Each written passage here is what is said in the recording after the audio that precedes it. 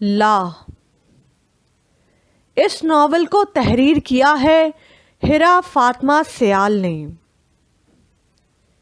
ہمیشہ کی طرح آج بھی میں جب دربار میں داخل ہوئی تو وہی سفید داڑھی والے درویش مجھے حق ہو کا ورد الاپتے نظر آئے۔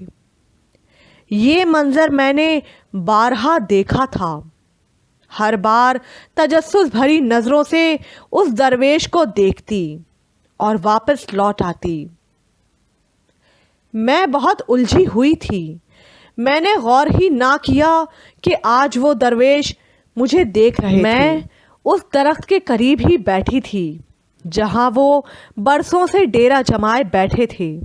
مجھے دور سے وہ اتنا کہتے سنائی دیے کہ جب اچانک دل کو تڑپ اور بے سکونی آ گھیرے تو وہ لمحہ خاص ہے تیرا، تب ذرا غور کر۔ بس اتنا ہی سنا تھا میں نے۔ سر اٹھایا تو وہ میرے قریب آ چکے تھے، مجھے دیکھتے ہوئے مسکرا رہے تھے۔ میں نے وہیں بیٹھے پوچھا، بابا جی آپ تو سب کچھ چھوڑ چھاڑ اس سے لو لگائے بیٹھے ہیں، آپ کو کیا فکر بھلا؟ آپ کریں ان لمحوں پہ غور۔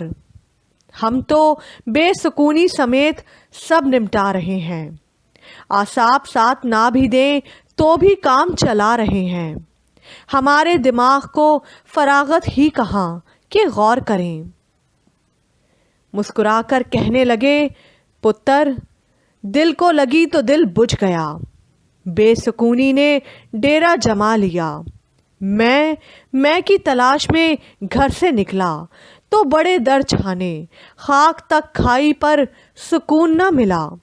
پھر میں کی تلاش چھوڑ دی۔ میں نے اس کی تلاش چھوڑ دی جو مجھے بے سکون رکھتا تھا۔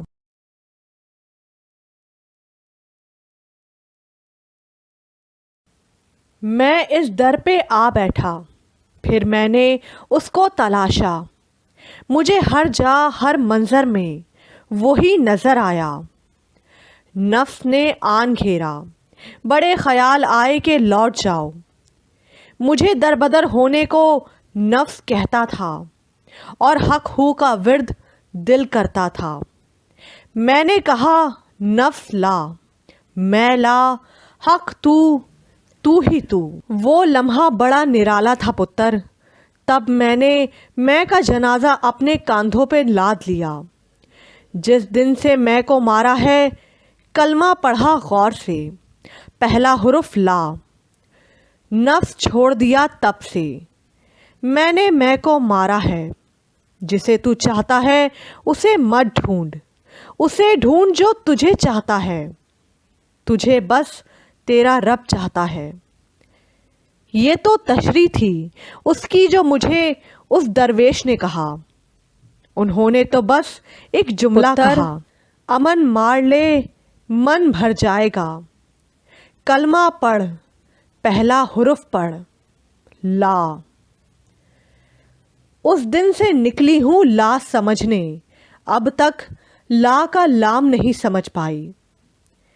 مجھے تب سمجھ آیا، انسان جب عشق کے لاوے میں خود کو گرا لیتا ہے تو فقیر یا درویش کہلاتا ہے۔ پھر اسے یہ فکر نہیں رہتی کہ اس کا پیٹ بھوکا ہے یا تن ننگا۔